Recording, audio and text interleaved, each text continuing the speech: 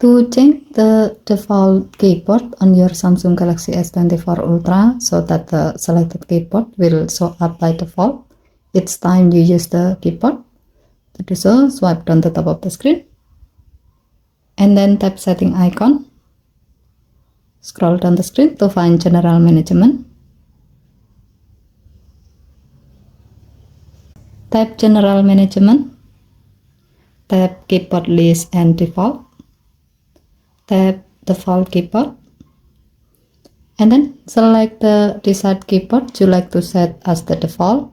As the example, we will select Microsoft SwiftKey keyboard.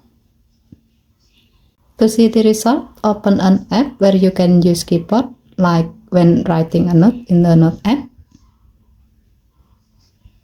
As you can see, the selected keyboard, in this case, Microsoft SwiftKey keyboard, is displayed by default each time you use the keyboard.